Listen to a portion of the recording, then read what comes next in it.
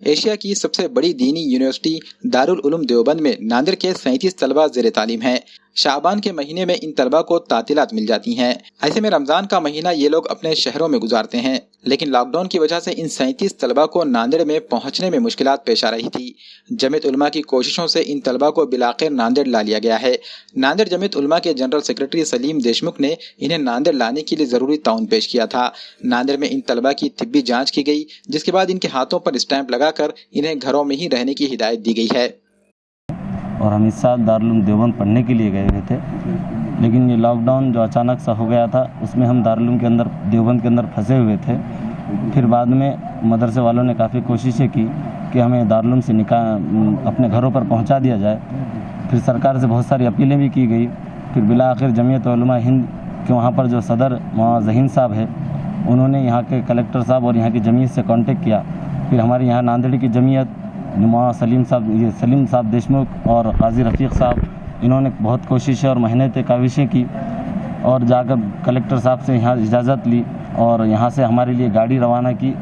دیوبند، تاکہ ہم وہاں سے آرام سے بیٹھ کر آئے۔ پھر وہاں سے ہمیں سکون سے یہاں پر لایا گیا۔ پھر ہمارے یہاں پر جانچ وغیرہ ہو گئی ہے الحمدللہ، اور ہمیں اپنے گھروں پر ہوم کوارنٹین کے لیے بھیجا جا رہا ہے۔ جزاک اللہ اور شکریہ اور تھینک یو کہنا چاہوں گا سلیم دیشمکھ صاحب اور قاضی رفیق صاحب کو، کہ جن کی انتھک محنت اور کوششوں اور کاوشوں کے بعد آج ہم لوگ یہاں پہنچے ہیں۔ لاک ڈاؤن جب سے ہوا ہے، جب سے ہم لوگ وہاں پریشانی کی زندگی گزار رہے تھے، اور مدرسے والوں کی کوششوں کے باوجود بھی جو وہاں کی حکومت ہے، جس کے بارے میں ہم سب کو پتہ ہی ہے، وہ ساری اپیلوں کے باوجود اور کوششوں کے باوجود بھی اجازت نہیں دے رہی تھی، جس کی وجہ سے ہم نے جمعیت علماء کے لوگوں سے اور وہاں کے ذمہ داران سے، خاص طور سے وہاں سے مولانا ذہین مدنی صاحب اور یہاں قاضی رفیق صاحب اور سلیم دیشمکھ صاحب سے ملاقات فون پر بات چیت کی، اور انہوں نے ہماری ایک ہی آواز پر بغیر کسی جان و پہچان کے لبیک کہا، اور ہمارے لیے بہت ساری کوششیں کی، کاوشیں کی، محنتیں کی۔ اللہ تبارک تعالیٰ سے دعا ہے کہ اللہ تبارک و تعالیٰ ان کی محنتوں کو آخرت میں ذریعہ نجات بنائے، اور انہی کی محنتوں اور کاوشوں کی وجہ سے آج ہم لوگ یہاں تک پہنچے ہیں، اور یہاں ہمارا سب کچھ چیک اپ وغیرہ سب کچھ ہو چکا ہے، اور انشاءاللہ انہی کی کوششوں کی وجہ سے آج ہم اپنے گھر جا کر اپنے والدین کی چہروں کی زیارت کریں گے۔ الحمدللہ یہ یہاں سے جو گاڑی بھیجی گئی تھی اس میں یہ لوگ وہاں سے سفر کر کے بخیریت عافیت کے ساتھ یہاں ناندیڑ پہنچے ہیں،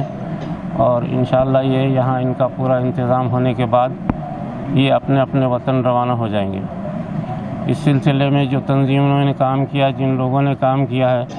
اور اس میں یہاں کی حکومت نے بہت تعاون کیا ہے، مقامی لوگوں نے بھی بہت سارا تعاون دیا ہے، تو یہ بہت بڑی خوش آئند بات ہے۔ اس کی وجہ سے یہ مسئلہ حل ہوا، اور جو طلبہ یہاں پہنچے ہیں امید ہے کہ وہ بصحت ہیں وہ، اور جو ہے ان کو بعافیت اور بصحت ان کے گھروں تک پہنچا دیا جائے گا۔ عالم اسلام کا پاور ہاؤس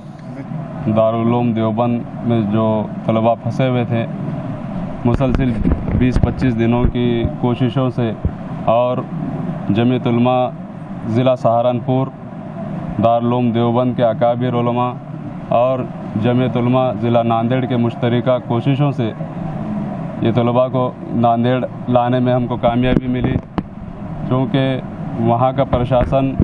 اتر پردیش کے لوگ کوئی بات سن کر انسنی کر رہے تھے، سارے طلباء پریشان تھے۔ ہم نے اکابر علماء کی دعاؤں سے اور جمعیت علماء کے